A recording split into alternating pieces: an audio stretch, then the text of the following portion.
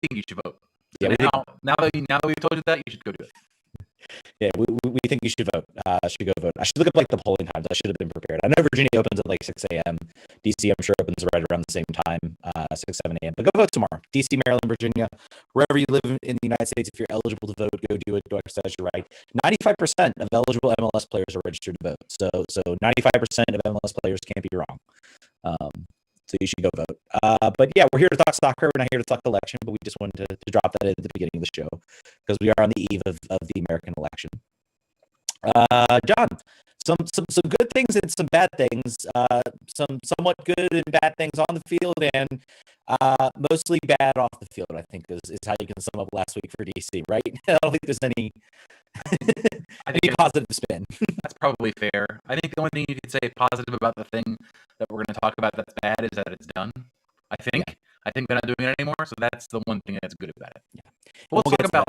Let's talk about the on the field stuff that's been actually kind of great the last couple weeks. Yeah, let's do it. Let's start with the game against Columbus, which happened on Wednesday. DC United getting a 1-0 victory over the Columbus Crew. I don't want to call it. It's not a classic great result. It almost seemed to me a little bit, almost a regression sort of back. And they're playing a better team too. Mind you, they are playing a better team. It was Ashton Ball. It was hashtag Ashton Ball. It was Ashton Ball. It was very much a Ashton Ball, or I guess a sort of Benny Ball-esque type. And we even saw the lineup too, and we looked at it and we're like, oh, that's weird. They got some different things out there. They didn't generate a lot of chances. I think their only shot on goal came from the goal. If I remember that correctly, had a lot of shots, but they held Columbus to not many shots. To shut out. They held Hamid had a clean sheet with no saves. Yeah. So that will tell you about the game that Columbus had. But yeah, I think from the start we were looking at that lineup saying, I guess Assad's on the wing again. I hope that's not true. It turned out almost immediately within the game they were playing very narrowly. So they were pretty much effectively in the middle of the field. Brillant came back in after I think that was a suspension, or was it an injury? The prior game. I'm not remembering now, but he couldn't play the prior game.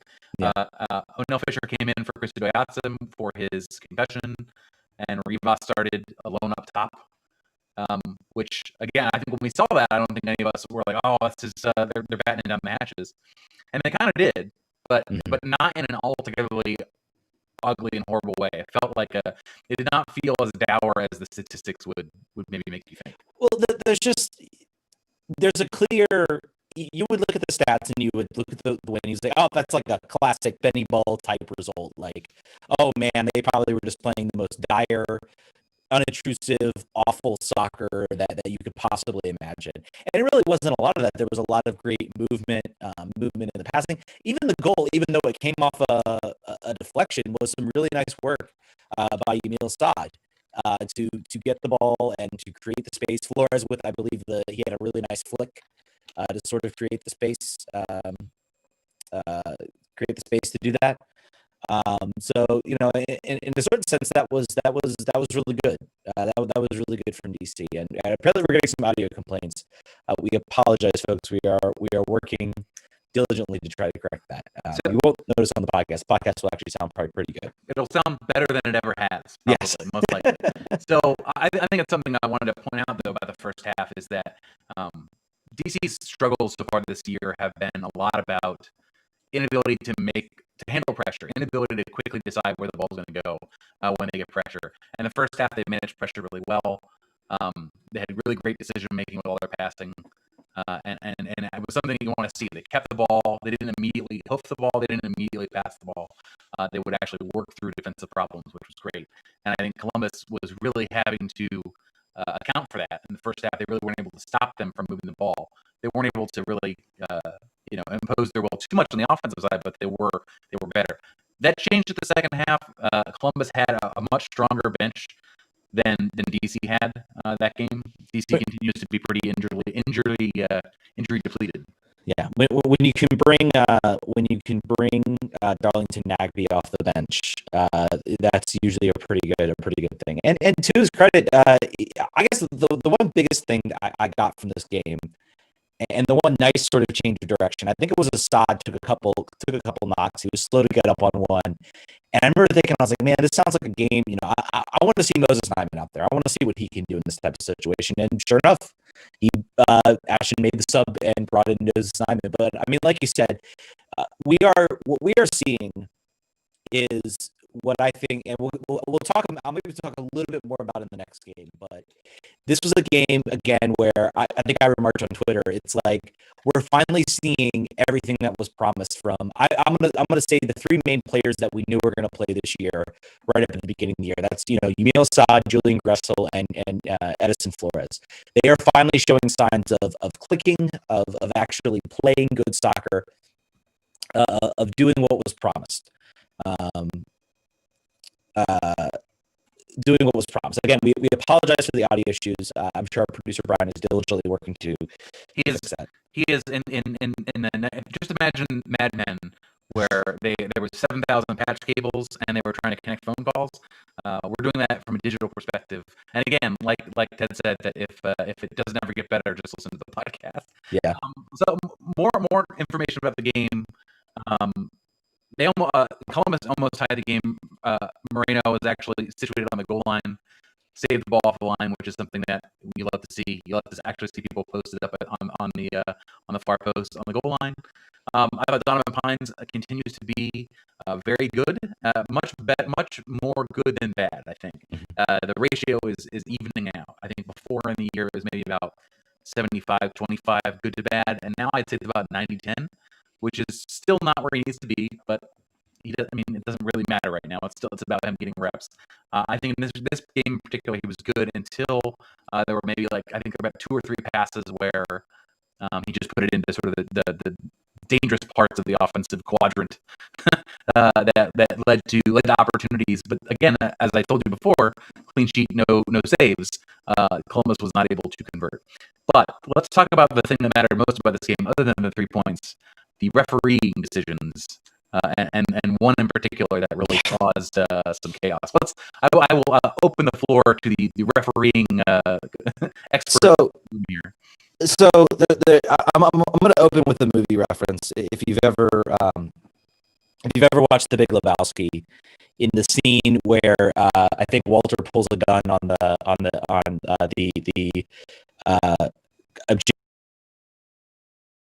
supposed to be more of a hippie type character, and he's lamenting, he's like, well, we made it to the finals, that was an important thing for me to do, and the dude in the goes, Walter, you're not wrong, you're just an asshole. That's kind of how I feel about that whole thing. Okay, so to break it all down, kind of what we've been able to see, Birnbaum picks up a knock, trainer's called, he has to go off the field. Perfectly fine, that's what happens. You see in the video, and I rolled it back just to watch it. You see in the video, Birnbaum sitting on the end line. You see the referee point to him, and Birnbaum then runs on. About a few seconds later, he does sort of the wave on signal, which from how else a player, unless he was informed beforehand, if he was informed, wait for me to wave you, to physically wave you on, you're pointing to him. He asks, how else is he supposed to? Even if that's the case, yes, coming on without the referee's permission is a yellow card. It's in the laws. It's written in the laws. But it is one of those laws that if a player is doing it to, be involved in a play, if they jump onto the field to maybe get an attacking advantage or something like that, maybe you make that call. Maybe you give that yellow. Birnbaum Brilliant is not trying to do any of that. He is just trying to get back on the field so he can defend. So maybe you could say it's a little bit of an advantage, but it's not a clear advantage. Columbus still have the ball. I think there's also some argument that whether he was waved on from the sideline, whether he had to come to the sideline, I think that's the law. Again, it is the equivalent of being pulled over for going 2 miles over the speeding limit and getting a $30 fine or something like that. And it cost DC in the next game. I don't think there's any way you can scratch it. It cost them potentially the win. We'll get to that game in a moment, but it's just, and he was doing that all game. There was an incident where I think there was a free kick that was called and a yellow card for Sorga, and then I think Columbus player apparently touched it twice. Maybe he was moving it to get into another position. I mean, there was all kinds of those types of He things. called an illegal throw-in. He called an illegal throw-in, which I actually saw that on film. That was pretty egregious. And they're professionals, and sure, but know how to do a throw-in. But. How often? I mean, I used to get that called on me in rec because I don't know what I'm doing. But I don't know. I feel like you don't see that call very often. Was it egregious to the point where you don't see that often, and it was so bad that you're like, well, I have to call this. You're being ridiculous. And I think you're also setting a precedent when you card somebody for coming on. That's true. That you have to now you got to call it. You got to be the stickler. You've decided how you're going to call this game. Yeah, so you've got to stick with it now. I think that's fair. Yeah. So, I mean, and that's the other thing too. I mean, most referees, when I go to ref adult league games, I look at the suspensions, or we're supposed to open the suspensions for the Central Virginia Soccer Association. We're supposed to look and see who's suspended. I am sure that every referee is here's a list of the players who, our next yellow is theirs. And I mean, that the idea of that is to, change it. And it's a very, if Birnbaum, has to foul to save a breakaway and earns a yellow, that's different. I mean, it stinks that he's out, but that's different. This is just very, very cheap. It puts him on edge for the rest of the game. It has an impact on the game that I don't think you need to do. And I don't think if you're being assessed, maybe the assessor brings it up, but I don't know. It just seemed like a silly thing to rule in the game. So, and if it did not cause a suspension, we wouldn't care. But it did. It caused a suspension. If it was just like, okay, that was weird and dumb, but we won, who cares? Unfortunately, it ruled Briant out of our next game, which we're now going to talk about, because I think we probably gilded this lily here. Yeah. So the next game, you have against New England. I guess the other big news was that Julian Gressel was out, which is a shame. Out with a baby. Which is a shame from a DC perspective, not a shame from his perspective. Right. That's by the way, congrats to him and his wife. Congrats to, I believe, the baby's name is Sophie, which is a great name. So congrats. I want to make it clear, I'm not upset about Brilliant being out. It's a very important thing that you should be. Ted is an antinatalist, so everybody get in. I am not. But I saw that and I'm like, oh man, that's gonna, when you're in a must-win economy, oh man, it's gonna be harder now. But I mean, he's an offensive player, and the team actually played better. I mean, they were out there offensively, playing better than they even played last game. So maybe that's a sign. I don't know, but probably not. But and then of course you have Russell Canals playing center defense. Looked okay for the beginning of the game, and then of course he gives it the penalty. But let's before we get that, let's talk about the good, which was going up 2-0. This was a game where I think Flores finally started to. He's been sort of. You're starting to see now. There's I think a trajectory for him where you're starting to see him just get better and better, and it's kind of a shame that we're like at the last game of the season, and maybe he has a breakout game, scores a hat trick and everything, but he finally, I think this was a game I think you can make an argument for him being man of the match, and he looked like he looked like the $5 million player out there.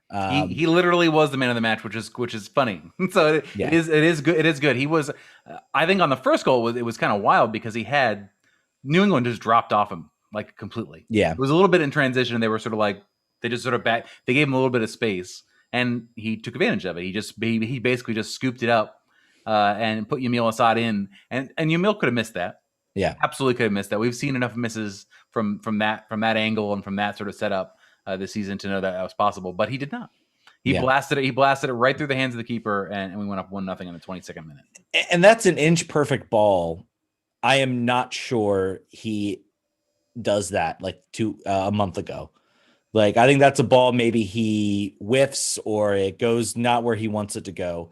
That's a player that is starting to, I think, maybe show a little bit of joy and show a little bit of confidence, which is key. So I am very, very happy to see that.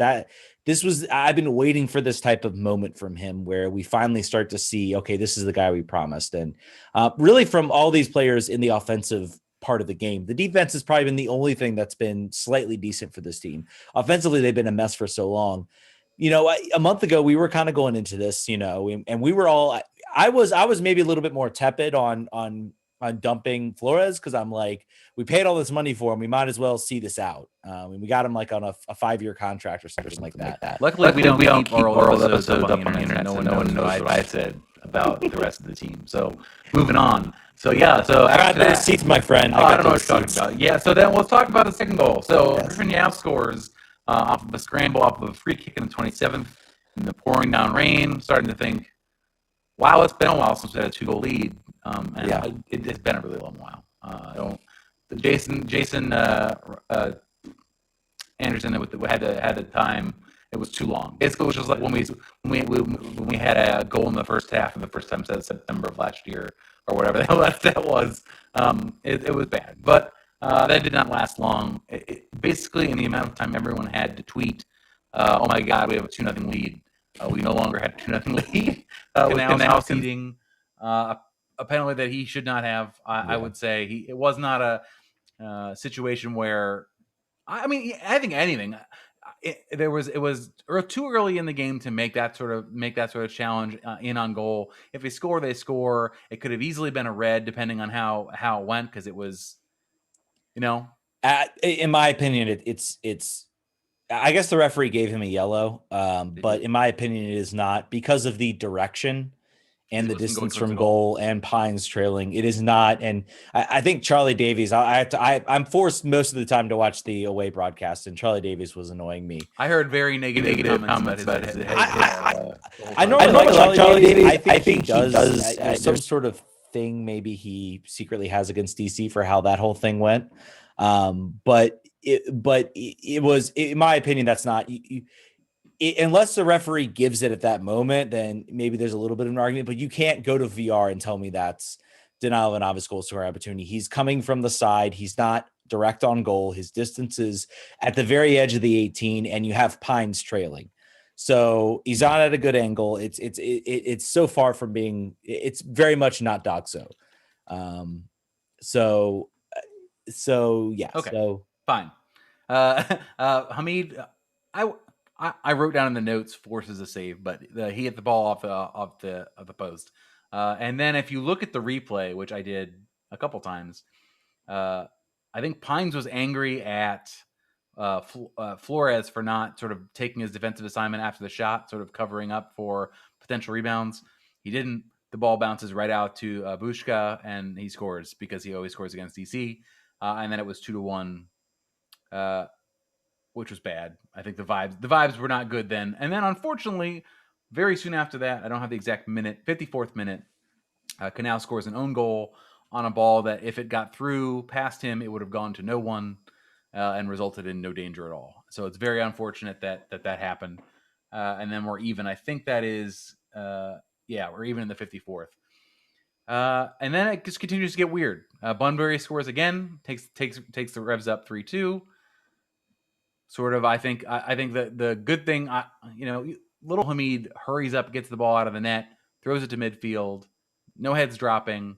Yeah, you would think, this team has been through it, and then maybe they will drop here, because this is more goals than they usually score. But they get right back into it. Rivas scores on another Flores assist, and at this point, Rivas is the starting striker. And he's earned it. He's earned it 100%. He should be the out and out starter. He is. I mean, you talk about which one of the strike force has, in my opinion, earned the right. And this is probably going to anger some people, but it's really only Rivas is the only person I really, if Sorga, if they decide thanks, but no thanks, Sorga, we're going to let you go. Obviously, Kamara is out at this point. He has done very, very little to earn his spot this year. Maybe Yordi Reyna comes back. I don't know if we've seen enough of him. He's was got an option, and it's expensive, so remains to be seen. Maybe they can figure out a way to renegotiate that, get him at his current salary. I mean, I think this team is going to look. They're going to probably get into this next offseason and say, okay, we have Rivas as to be fair, he hasn't done much when he started, but off the bench he's been very good, and I think he's brought that sort of hold up play. And he was a beast on that goal. Just held the ball, held up, and fired the shot to win the game. So those are all good things that you want to see with a guy who of his style of play. him doing stuff like that. Also, another player that I definitely did not say we should definitely get rid of. So it's really good that no one can listen to our old episodes. Unfortunately, the game did not end that way. A draw would have been, I think, fair, honestly. But it did not. It did not turn out that way. I think defensively, this was really where you're seeing Briant not being there affecting them. Canals was not settled the entire game. He's out of position. I mean, and you also have arguably Paredes out of position too, out on the left. So I mean, it's two of your 4 defenders are not in their natural position, and it's not. Problems. It caused problems, and it stinks. I mean, if Brilliant's out there, I think you would maybe have an argument. He doesn't, make that foul. He doesn't, he doesn't get the own goal. And, nothing against Canals. He did the best he could, I thought, playing that position. He just had a couple unfortunate plays that will get magnified. But that he can, you can say it's not his position. So Hamid have a number of saves that were save of the week. No, you don't normally see that in a game where you concede 4 goals, where you're talking about the goalie and saying, pretty good job. But he was really left out to dry on at least 2 of those goals, and really 3 of those goals. The Teal Bunbury scores again. I think he's now CJ Sapong level bogey player for DC United. But if you watch that, Hamid made an amazing save. It looked like it was going to score off the initial. I forget who took it first, but he made a great save. Ball goes back to Bunbury. All defenders had gotten back. There were 3 defenders back. 2 of them on the line. He just puts it where they weren't, and then that was it. That was the game. I think it was 85th, 86th minute, and then that was just. I think they were just out of comeback at that point. They had rolled their luck. The Rivas goal was the both barrels of luck, and then they were out. And unfortunately, they could not tie the game again. So that puts us, I believe, in second to last place. I don't have the standings up. I think that's correct. I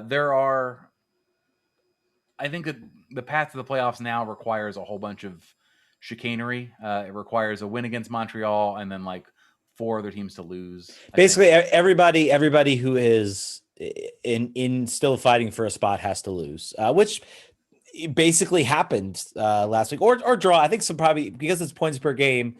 If you draw at this point, you're going to drop down a little bit. So it's no longer like a points thing. It's always a points per game thing. We'll see. I mean, Chicago's got a game Wednesday. Minnesota, I think, had some positive COVID cases. We'll see if that game happens. If it doesn't, that might be a benefit to DC because it's one less opportunity for Chicago to sort of gain points. But the COVID advantage. This is, we're getting really into it now. The game theory. I think that if you remember, there was a game against Montreal in the MLS's back tournament where I believe we had to beat them to advance, and we did not, and we all thought that we would. So this is going to be an opportunity to exercise the demons there a little bit, and even if we have talked about it now ad nauseum about the playoffs and about what it means and about what it doesn't mean. I would like them to win, and if they don't get in the playoffs, then oh well, who cares? It doesn't really matter. We all feel about 100 times better now than we did 3 weeks ago. And that's really that when Ben Olsen was let go, I was like, okay, we got a few games left. Let's see if a new coach can come in or anybody can come in. And I was curious if Chad Ashton would just do what Ben was doing or if he would try his own thing. I think what he has done well, and I don't know if this means, I think short of him, even if he makes the playoffs and they're 1 and out, I don't think he gets a job. I think he needs to make the playoffs and go on a run before this team says, okay, maybe he's earned it. But what he has done is he's doing actually what Dominic Kinnear is doing now in LA. And that was said, which is keep it simple. Let's just go back to basics. Let's put guys in natural positions when we can. Even though I guess you could make an argument why Shorberg wasn't starting instead of Canals because they did have a central defender who's on the bench. So I think is bad enough that Canals is better out of position. I think is the deal. It's probably a game he hasn't played. He hasn't played at all, so it's probably a game fitness thing too. But I mean, this is I think the reason that things have gone well is because what Chad Ashton is doing, he's not trying to come up with some convoluted 3-4, 3-5-2. He's playing very simple formations. He's putting guys in position and telling them to play naturally. And that can make a difference in a team that's been basically run into the ground with different formations. Now you want a coach that comes in and maybe can do a tactical adjustment that actually works and actually fits a team and implements a style. I mean, we've talked about it. I mean, I think right now there was a list of maybe 9 or 10 players that we were like, I don't know if I want them back next year with how things have looked. That list is now down to like maybe 1 or 2 of guys we know we definitely don't want back next year, or we want the team to get a significant improvement on them. Ola Kamara is one of them. He's been bad. Schwarberg obviously has been pretty much a non-factor, but I mean, everybody else, I mean, there's a legitimate argument to keep them around. Sorga hasn't been as good. I'm still kind of down on him, but he's young, so he's maybe worth seeing how he grows. So step one will be to fill all of the available roster spots this year. Yeah, that will be, that's going to be a not negotiable element. We didn't do that this year. We left 3 roster spots available at the start of the year. No more of that. Yeah, we need the depth, clearly. Yeah. Well, I mean, and the team has the biggest thing against Ben was that he never played his young players, and then he got forced into it, and now Chad Ashton is forced into it as well. And we can see when things, I mean, we have homegrown scoring goals in league games, which was not happening probably since the Andy Nahar days. True, but if you look at Ashton's, we had an echo there. If you look at Ashton's lineups for most of his games, he has kept the young guys on the bench. Yeah. Except for when he's absolutely had to this time. So he's got that sort of Ben impulse about him here. I think he's one that has the trusted hands. But he's at the very least subbing them in. I mean, There were guys that were on the 18 that were basically wasting away because they were not making the field. Yep. Griffin Yao, I can remember sitting on the bench, never got a call, never got onto the field. Now again, you only have 3 subs. You got 5 subs now. It's a little different. But I mean, from every perspective, I mean, that is something that I think this team, any coach coming in is I think DC should say, what do you think of our young guys and what's your plan for them? Like, what would be your plan for them? Do you think they are worthy of starting? What's your opinion of them? And that would be a heavy question where I would base whether they get hired or not on how they answer that question, because if you're looking at this team right now, we're going to talk about it next about how strapped for cash are. This is how you can get out of that, is by selling homegrowns. And if these guys, if Yao and Nyman, obviously I want them here for at least a little longer. I want them to become regular starters and regular players and contributors, and then maybe make that big payday. But if you're talking about a team trying to get cash and get out of sort of get out of the funk they're in financially, selling players is how you do it in the normal market. And yep. MLS has said that for years. They want to be a selling league. This is how you do it. Yeah, I think Pablo had a tweet before. I think he tweeted at 2-0 that Chad Ashton has earned the right to potentially get a 1-year contract next year. I said that there's a logic to that, in that if we think that the team is not going to have any money to buy any players, invest off the field, increase scouting, that in itself, and that's entirely possible, because it is, I think, 95% likely that this team is not going to have fans in the stadium next year either. At least for, the great majority of the year. And I would say probably the entire season. So money is going to be a problem once again. And we're going to talk about some of the effects of what that has wrought on this team here in about a minute. But I think if that is the case, it may make sense to wait on the revolution of DC United until you know that you're going to have some income coming in, you can actually afford to make the changes that everyone knows we need to make. And if that's the case, and Chad has everybody playing and believing with the group we've got now, 1 year doesn't sound insane. That's a question. I wouldn't sign him to a 3-year deal. Yeah. It would be. And, I'm does Chad Ashton even want that 1-year deal? Was he like, forget? Yes, he does. Chad will take that. I think, other than that, I don't, when you've been an assistant that long I don't think he's Dave Sarakin.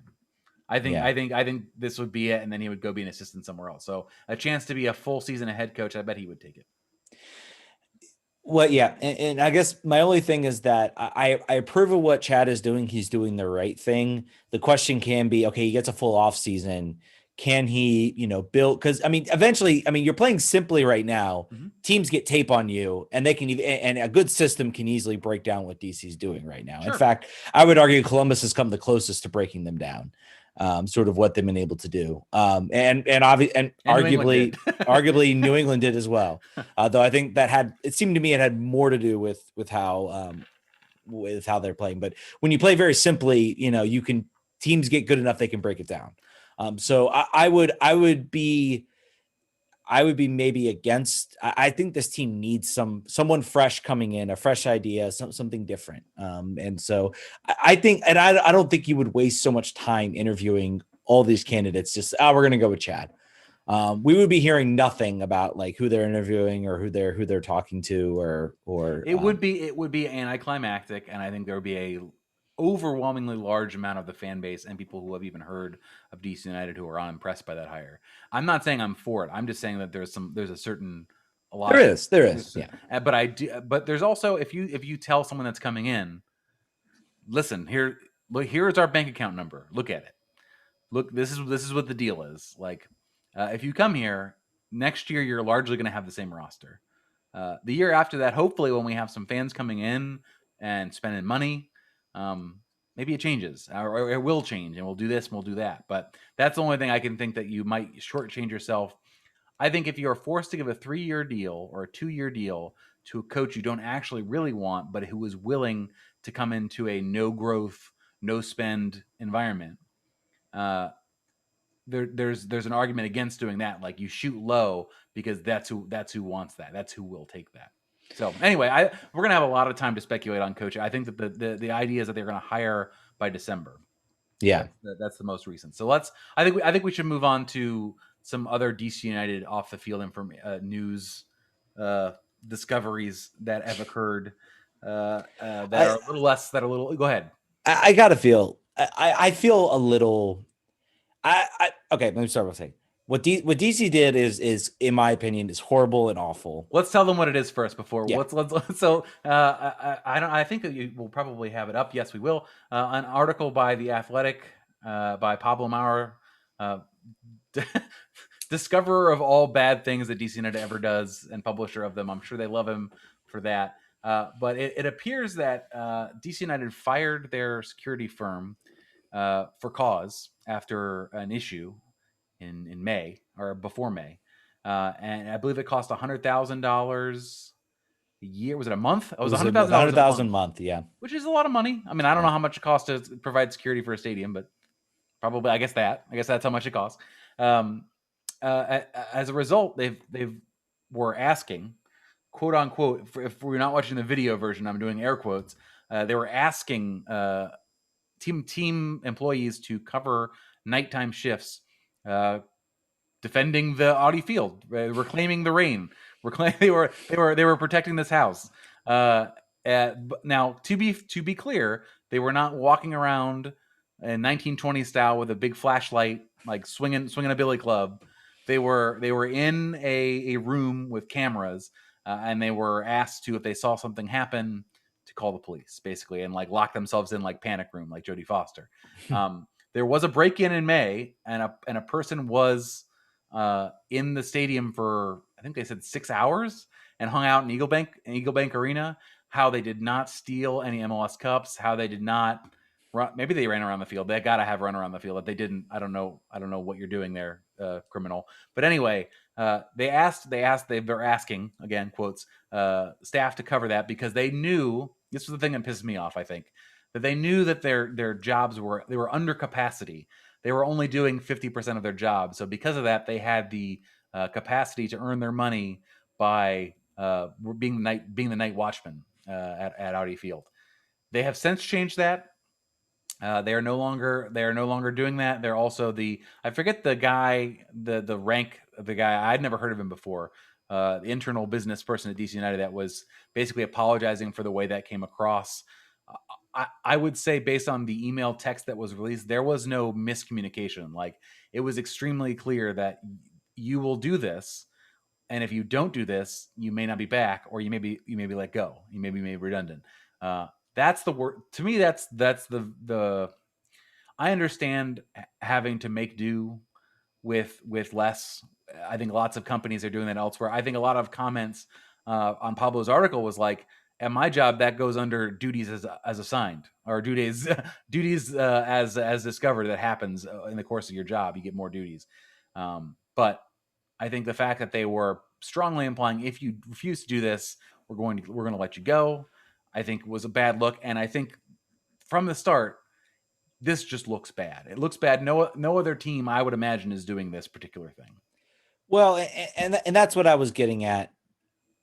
I maybe there aren't teams out there that are doing that, but if you think there aren't some owners out there potentially in MLS who are maybe pulling something that is of the same scummy level, but because there is not the access. I mean, DC is, I think, fortunate, maybe for us, maybe not so much for the fan base, that we have Pablo Maurer and Stephen Goff. We have two highly dedicated writers for this team, people who work for big organizations. Yes, Pablo is now more of a national writer. He's not so much the beat on the DC beat, but he lives in DC and he has a lot of connections. So Brian is pointing out the timeline here. The day before they fired the firm was the break-in, so that was the incident. Yeah. So they were paying them $100,000 a month to not have this happen, and then it did. So it makes sense to fire them for cause there at that point. And I guess, I read the article, maybe I'm jumping a little bit, but I think the whole volunteer part kind of gets to me. You're basically, I hope they were compensated. No. For, yeah. And that rubs me the wrong way. Yeah. Yes, it's not part of their job description. But to say, oh, you're going to volunteer that is completely, and you're not even going to pay them, overtime. I work at my job. I have an on-call period. And before it was actually not paid. Now it is paid. I get $2 an hour basically while I'm on call. And, that covers basically for the week. So that covers the time when I'm not at work. So I am compensated for that. This should be the same. You should get paid to do something like this, or they should have hired somebody, put out a job. There are plenty of people in the DC area that probably lost their jobs that could use this income. You would have, sit in this room at night and watch these TVs, and that's your job. Pay them $15 an hour. You're already saving money over the hundreds of thousands. And you might even get like a more reputable someone who did security at a mall who can pretty much do the same thing. I mean, you're guarding a stadium, but I mean, basically the same thing. You call, it's embarrassing as a fan to support this team and to have stuff like this happen. It's embarrassing on just so many levels to have this. And it's just a bad look by the team. I thought their Twitter response, I mean, I don't know who that came from. Their Twitter response was not great, in my opinion. They've corrected it, which is good. I'm sure they're not happy about it getting out. No. I mean, companies are being forced to do things they wouldn't have otherwise done in this environment. I think it's important to draw that out, and I think that. So I feel in that way bad about shaming them for having to make do in a different situation. However, I don't think it's just that we have really good investigative journalists and no other teams do, and that all of these things are always happening in other cities and we just don't hear about them. I think it's just there is a reputation about this team in the last 10 years about the way that they do things, and this is confirmatory of that to a lot of fans. And it's upsetting as a fan, as a guy who does a show about this. This didn't need to happen. This didn't need to happen. And I think if they did, even if they treated their staff in a more compassionate way, and maybe made it say say if I'm the SVP, I'm going to do it one night. We're gonna work through this. Everyone's going to get a night. We'll make it fun. We'll buy pizza, whatever. We'll do something. Businesses love to make tedious work fun by buying pizza. They could have done that, and then we would probably not be in this place. But they wrote an email like a jerk, saying if you don't do this, you're fired. And then they got what they deserve from that perspective. And you're right. There's so many other ways they could have handled it. They could have said, we're going to give extra compensation for doing this, bonuses, it's not mandatory, but we're going to incentivize it in other ways. Yeah, and the money's not there. Pizza. Yeah. For like a free replica jersey or something. I don't know. But it's highly, and it raises questions about how financially secure is this team. If they fire their $100,000 security team for at cause, how it raises some serious questions about what the financials of this team are. They are highly leveraged. There's still no building going on in the training facility that I'm aware of. Maybe there's some COVID related restrictions to that. There are a lot of questions, and I don't know. You have this team, saying, "Oh no, we're fine, Kevin Durant. We don't need investment," and then this types of stuff happens. You make a good point. This team has $100,000 per month that they didn't think they were going to have after they fired this security system. So they certainly could have afforded to pay $15 an hour to somebody to watch the video. I didn't think about that. Yeah. Good point. So they lost one of the legs of the stool, of the excuse stool, just fell off. I think the stool just fell down. Anyway, I think we gave them their the business here. We'll see. We'll see what happens the rest of the year. Hopefully, wear masks, everybody, so we can go back to stadiums. I really want to. It would be great.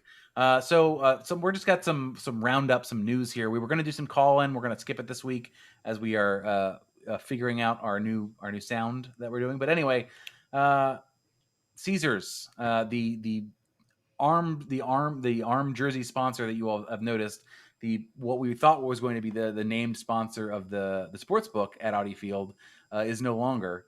FanDuel, the app and website that advertises on every channel nonstop forever, who has promo codes for everybody, is now going to be the operator of the sports book. Now, the cool part about this is that they had an out, according to the article from Steve Goff, with Caesars for the year, and then FanDuel gave them a better deal, and they were able to back out of that Caesars deal for more money. We love it when they can get more money. That's good. So the fact that they were able to do this is the best case scenario. Even if you're not going to bet, who cares? It's more money for the team, and that's. And they're going to get a cut of the profits from the deal as well. So I'm gonna, maybe it's my way of supporting the team. I'm the sports book opens. I might go in and drop, $10 on DC and I winning MLS Cup every year. That might be like my opening game bet that I take is just to go bet on them, and then maybe eventually I win when no one expects it. So you and a lot of people are going to make that bet. I think that's going to be their big money maker. Yeah, at the sports book. And I'm gonna fund the team, so then the team gets better, and then right. then maybe they're a 5-1 odds to win. It's a snake eating its own tail strategy of I like it. Another thing that happened, Antonio Bustamante, you will remember him from his extremely brief DC United tenure, where he was a homegrown signing and I believe played in 2 friendlies and then played in a few games in Loudoun, has signed with Nautico, which is a second division team in Brazil. Less exciting than the fact that he was starting for Bolivia, the national team, against Argentina, Brazil, and I think playing 90 minutes in most of those games. So pretty awesome for him. I don't think that has anything to do. I don't think DC should be concerned that they let him go. I think it's great that he found a place and he's getting the opportunity. So it's great for that. Yeah, it's good to see him. It's good to see him still out there playing. So I don't know if I got the Latino sports package. I'll have to see if the Brazilian second division. I would say probably not. Probably not. But I think that might be beyond. Although I also have now all of the channels. I think it's as a result of being stuck in the house for probably, according to Dr. Fauci, until the end of 2021. I decided I wanted to get all of the channels. So now I think I'm watching the Argentinian League, Copa Sudamericana, you name it. I have. I think I was watching it was like the Hungarian League or something was on a channel. I was like, okay, sure. Yeah, sit down. Yeah, it's great. Yeah, never enough soccer. Not enough soccer. I keep trying to find the Belgian. I know the Belgian league's on. I want to watch some Chris Durkin, but I haven't been able to find them when they only do select games, and I'm still angry that ESPN is not doing many of the Bundesliga 2 games. So I can't watch my 2 Bundesliga team right here. Which is a bummer because they have, I would assume, infinite spots on the app. I don't think it's an actual physical space constraint. I'm sure it's a streaming money thing. It's they have a certain number of bandwidth they have, and they cost money to do bandwidth for probably just me in the United States watching them. To be honest, you just and 3 people, right? But yeah, you and me. If there are any other FC Heidenheim fans who know of a way I can watch, please hit Ted up in the chats. Find out if that's true. They are a ugly team to watch. They are they take Benny Ball to the extreme. Let me just say, they are not a pretty team pretty soccer team. They're a hardworking, small market two Bundesliga teams. So, yeah, I guess that'll do it this week. That'll do it this week for you guys. Thank you all so much for listening. Get out and vote tomorrow, please. Stay close to loved ones regardless of what happens. I know there's a lot of anxiety about the election. I know John and I are feeling it. My family's all feeling it. So everybody stay safe. And we will catch you guys next week to wrap up the season or talk about playoffs, man. That's what's going to happen. And as you're doing that, as you're voting, another way you can vote is to go to patreon.com/RFKrefugees and support the show. Yeah. That's another way to vote. So buy a sticker too. That's right. You want a voted sticker. You can get also an RFK refugee sticker. They're sitting not more. Oh, it's not working on my camera, but it's not more than 2 feet away from me at any time. You can also get a sticker for being an RFK Refugees fan. So. Yeah. Do that well, and yeah, that's I think that's the only thing we got to plug is Patreon, and go to the website and keep watching our show. Yeah, keep 2 tabs on the website. We'll be. I promised content last week, and John and I's lives are crazy. I got time off this week, so I'll probably try to get at least one post out there if I feel inspired. So thank you all so much for listening. Apologies for the audio issues for those who listened on the live stream. We are working diligently to come up with some better ways to do this podcast and make it sound better for you all. So we will catch you guys next week. Vamos.